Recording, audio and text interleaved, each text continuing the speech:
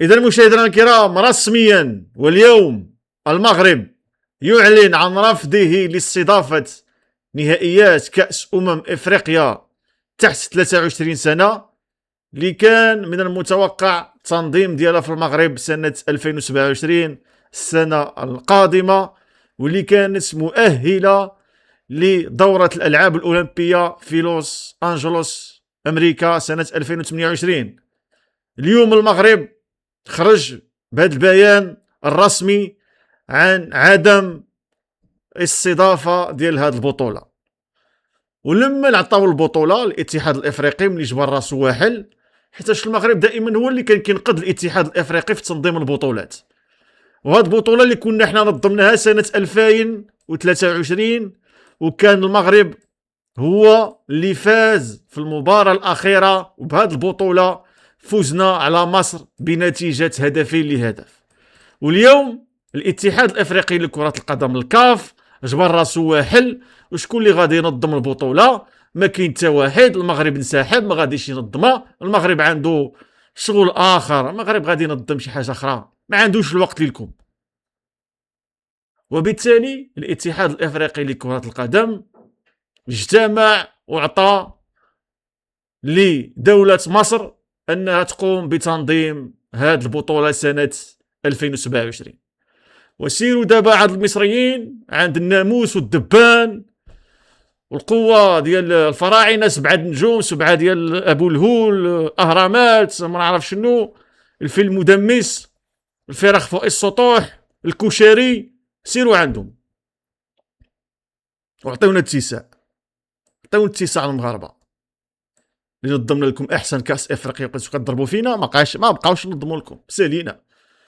كنتو كتحماقوا شكون اللي غادي ينظم، شكون اللي غادي ينظم، كتلقاو المغرب صافي ما كايناش التنظيم. سيروا عند المصريين ينظموا لكم، ينظموا البطوله في الاهرامات مع ابو الهول، كيقول لكم حنا عندنا 7 الالقاب، حنا عندنا ما نعرف شنو. سيروا عندهم كما كنشاهدوا هذه الصور ديال سنه 2023. كما قلت لكم المغرب هو اللي كان فاز بهذه البطوله، كنا انتصرنا على المنتخب المصري ب2-0.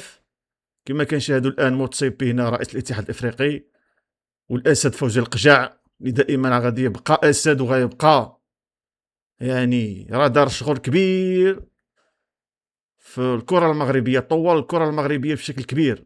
كما كنشاهدوا هنا الزلزولي اللي كان هو قائد المنتخب المغربي، كان الزلزولي وكان بلال الخنوس. حتى بلال الخنوس كان لاعب في هذه النسخه ديال كاس افريقيا اقل من 23 سنه اللي كتنظمت في المغرب. كما كنشاهدوهم الان كيحتفلوا باللقب. كنا فوزنا على المنتخب المصري في المباراه النهائيه. ودابا سيروا سيروا على المصريين يدير لكم واحد البطوله وارعه، يدير لكم صراحه يتهلاو فيكم يتهلاو فيكم مصريين. بقاو يعطيكم الفول المدمس تاكلوه مع الصباح، في العشيه بقاو يعطيوكم الفراخ، بقاو يجيبوا الفراخ فوق السطوح. وغادي يتهلاو فيكم مزيان الافريقيين من غادي تمشيو لهاد البطوله سنه 2027. يعني اجمل قرار، احسن قرار دارته المغرب هي ما غادي تنظمش هاد البطوله. والمغرب راه المغرب ما عندهاش، المغرب راه ما مسالياش، المغرب ما مسالياش لكم الاتحاد الافريقي ولا الافارقه.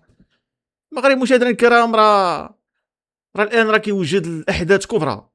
كما كنعرفوا راه عده ملاعب اغلقت، ملعب مراكش الكبير، ملعب فاس الكبير، ملعب اكادير الكبير، راه الملاعب كلها كتعدل. حنا ما يعني ما عندناش الوقت ليكم يا الافارقه، ما مساليينش.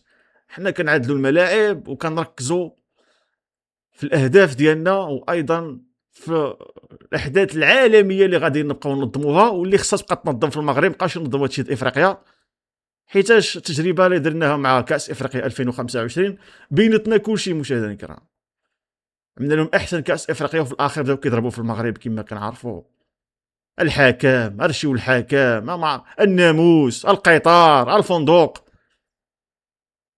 سيروا دابا عند المصريين يتهلاو فيكم بالناموس والفول المدمس والكشري والطعميه والفراخ فوق السطوح و7 النجوم. سيروا لعندهم، حنا سالينا. كما كنشاهدوا هذا هو الاحتفال المغاربه سنه 2023 بكاس افريقيا. كما قلت لكم حنا كنا انتصرنا على المصريين في المباراه النهائيه 2-1، والمغرب هو اللي عنده اكبر عدد ديال البطوله، قيل عندنا شي 4 الالقاب ديال كاس افريقيا تحت 23. المغرب الحمد لله اي بطوله راه هو متفوق فيها، والمغرب الان راه كيتحضر اولا نهائيات كاس العالم 2030، بطوله عالميه راه كنتحضروا ليها. ثانيا كنتحضروا لمونديال الانديه سنه 2029 اللي غادي تكون واحد المحطه هامه. ايضا مشاهدينا الكرام، قيل اغلبيه فيكم ما عارفش هذه المعلومه، ولكن المغرب مشاهدينا الكرام راه غادي ينظم كاس العالم للسيدات تحت 17 سنه، وهذا هو الكاس كما كنشاهدوه الان في الصوره. يعني المغرب راه غادي ينظم كاس العالم في هذا العام. قيل الاغلبيه ما عارفينش هذه المعلومه، غادي تكون من 17 اكتوبر الى 7 نوفمبر 2029 بمشاركه 24 منتخب. كاس العالم للسيدات لاقل من 17 سنه، حدث عالمي. اما الاحداث الافريقيه خليناهم لليوم ينظموها براسهم، يمشيوا اخويا عند المصريين الفراعنه ابو الهول ينظموا لهم، يعطيوهم الكشري والفول المدمس. حنا ماشي شغلنا، حنا اخويا مابقاش ينظموا لهم، هادو ما كيستحقوش. ننظموا كاس العالم، ننظموا كاس العالم للسيدات، ننظموا كاس العالم للانديه. هادشي اللي خصو يتنظم في المغرب. وهاد البطوله ديال كاس العالم للانديه كما قلت لكم غادي تبدا في 17 اكتوبر 2029 نهايه السنه. المقابله الاولى غادي تكون ما بين المغرب ونيوزيلندا. ايضا المغرب يعني جا في واحد المجموعه قويه كتضم كل من المغرب، نيوزيلندا، المانيا والارجنتين. هي المجموعه الاولى ديال هاد كاس العالم للانديه. والمغرب دابا الفوق راه بغى ما بقاش ينظم هادشي ديال افريقيا، يبعدوا منا، عطيونا اتساع. كنتو كتوحلوا افريقيا كتجيو المغرب كنظموا لكم احسن البطولات بحال اللي نظمنا كاس افريقيا 2025، ولكن كنتو كضربوا فينا. ما عارف شنو، الحكم، العشب، الفندق، الطياره، الترن، الناموس. وسيروا دابا عطيونا اتساع ونظموا اللي غادي تنظموا براسكم. هنيونا، عطيونا اتساع. المغرب دابا راه طلع النيفو، وغادي نبقاو ننظموا على الاحداث العالميه اللي من بينها هاد كاس العالم للسيدات لاقل من 17 سنه، كاس العالم 2030، كاس العالم للانديه 2029. هادو هما الاحداث اللي المغرب الان كيركز عليها.